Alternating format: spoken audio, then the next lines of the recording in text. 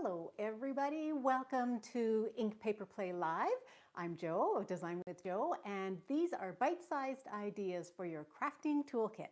Now I want to make sure I'm in the right place and that you can hear me, because there we go. It sounds like I'm in the right place, so give me a thumbs up if that works for you.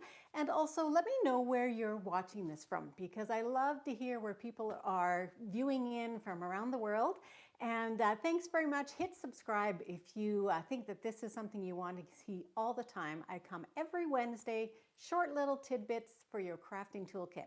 So today what we're doing, we are working with two-tone colors, two-tone paper, two tones, just if we're going to be creating two tones plus maybe white. And I want to show you the flexibility, versatility, and how wonderful that can be. So as you come on again, please let me know where you're watching from. Let me know if you have a favorite color. I'm going to give you a challenge at the end. Let me know if you have a favorite color that you would use in the challenge. Okay, I'm going to point you down and get going right away. Here we are. So I need to change my screen a little bit so you can see, whoops, that's what I should be doing. Sorry about that, everybody. Okay, I think I'm up here now. Here we go. Let me know if you can see this fine. And I'm going to bring in a little bit more light, I think. Just a little more light here. There we are. Okay, so here we are. And what we're going to be working with today, one of my favorite colors, Pool Party. And I want to show you just really briefly, before we get going too much, just the Stampin' Positioner, which is a new tool from Stampin' Up. So it comes like this.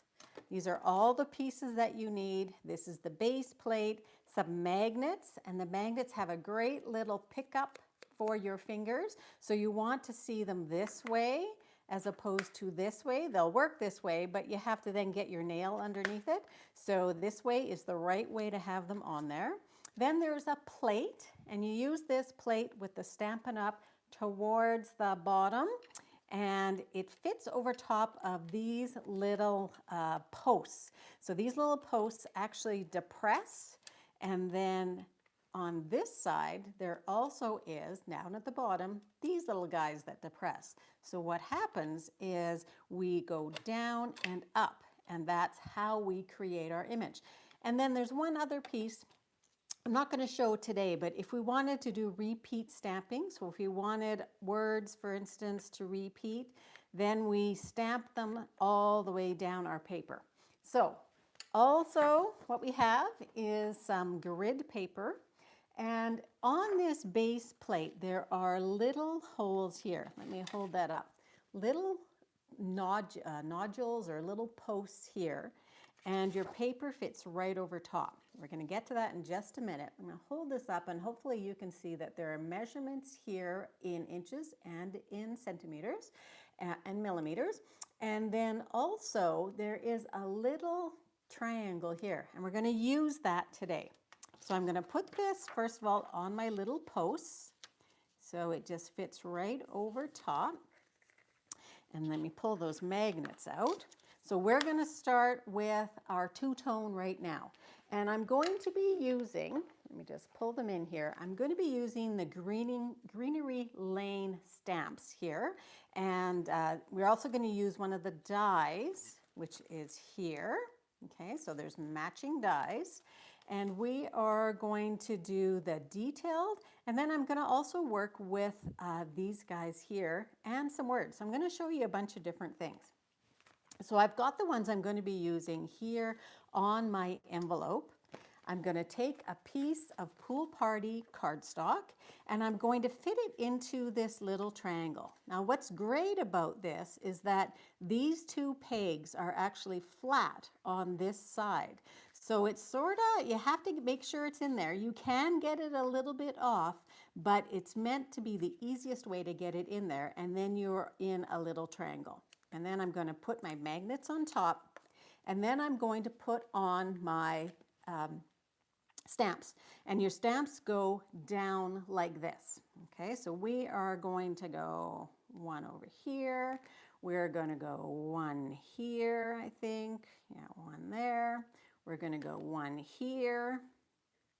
and then we're going to do one down here. So these are all upside down on here, okay? And then what you do is you pick them up. So I'm probably going to pick up my paper too, because I have 4 stamps. So you just press it down, you depress those little guys, pick them up, and then you've got your stamps on. Now what I have found is I like to put my plate like this. So put my plate there, grab my ink, and then I ink it up. So I'm just going to ink those all. And I found that you don't necessarily need to use your Stampin' Spots here, but if you have some, they are great. Okay, so now we're going to stamp that guy. Place them on the 2 little pegs. Make sure I'm nicely centered so you can see it here. And then you just press down and lift up, and you have your images stamped. Now I'm going to do something else with this one. I'm going to ink it up first. Get it all completely inked. And then I'm going to take my paper and I'm going to rotate it 180 degrees. Put it back in that spot, and then I'm going to stamp it again. So Stampin' Up down here on the pegs. Whoops, and I just have to move my magnet a tiny little bit. Okay, and then you stamp it again, and there you go. So now what you have is you have it completely surrounded with items. So that's all I'm going to show with the Stampin' Positioner right now, but I do want to show a lot more about the two-tone. So now I'm going to bring in the other stamps. If I can find them all. I should have a couple more here somewhere. Looks like I don't. Let me see if I didn't put them on. I didn't. Well, we're going to do that real quick. So we are going to pull 2 of the other guys here. This one and this one. And 2 stamps. There's one right here, or 2 blocks, I guess. I've got my blocks all out because I'm using them for a bunch of different things. So let's use this block here. I've got a bunch of things going on right now. Okay, first thing we're going to do is we are going to stamp off. Okay, so we already have a full strength, tone on tone, a little bit darker. Next, we're going to stamp off using that ink. So we're going to ink it up, and we are going to stamp off once, and then we're going to go right over top of our detail die. And you're going to get a nice light tone on tone. I'm going to do that with this one as well, and then we'll do something else. So this is option number 2. Stamp it off and then go right over top. And you're going to get a very light look. Then here's option number 3, using your Versamark. So if you have a Versamark, and most of us do, this is a really yucky one. It's been used a lot. You want to hold on to it with one hand, ink it up with the other, and then you're going to go in and stamp this one. See if I can get this. That one's looking crooked. Here we go. That looks a little bit better for me. Now, what happens with the Versamark is that it takes a little bit of time for it to actually darken up. So just give it that little bit of time. And then what we have here is we're going to do, well, let's do this last little one right near the top. We're going to do this one also with the Versamark, just so that you can see the difference. So this will darken up, and I'll pull that back in just a little bit. So there's your next item. So now what we have is another way to add color. Pull in our ink pad. We're going to use our blending brush. So the blending brush is, I keep them in color sort of families, not Stampin' Up color families, but tones, color tones. And so my pool party sort of goes with the green one. And I'm just going to tap it in my ink, make sure I've tapped it off, and then I'm going to give it some shading around the outside edges. Now always I show you a completed project at the end, and not just one. I think I've got 4 or 5 today. So you're going to add color with your blending brush. So that is number 4. Next, we are going to go into using two-tone paper. So if you haven't purchased any of the two-tone cardstock yet, this is a great way for you to add some variety. So this is the pool party color, and there it is, a tone darker. So you can always cut out a die, so you can see the two tones, one right on top of the other, and you can use that in your card, either the tone on tone completely, or if you were to cut it out that way, you can see that it is just a little bit darker. So that's number 5. How about looking through all of your embellishments and finding embellishments that are in the actual color of your paper? And if you don't have any in the color of your paper, you can use your rhinestone basic jewels, which is just the clear one, and you can color it with a permanent marker like our Stampin' Blends. So you can color it with the pool party. So that is number 6. And number 7, I'm going to show you with the actual cards. So those are all of the techniques. Oh, and I was going to show you one other thing. And I realize I don't have it completely out here. So if you also stamp, and I'm going to run really quick and grab something. If you stamp your image, and then if you pick up a little bit darker color, hold on just a sec.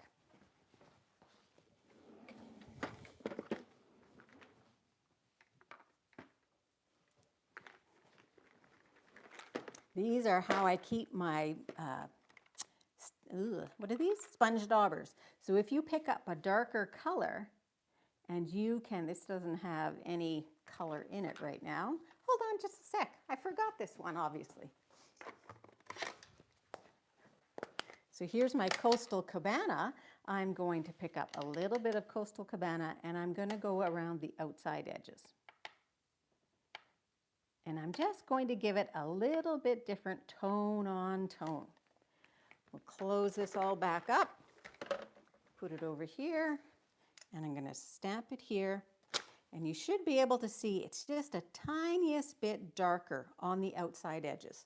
So there's another idea for you. So actually, I think I've got 8 ideas. So now let me show you the completed projects.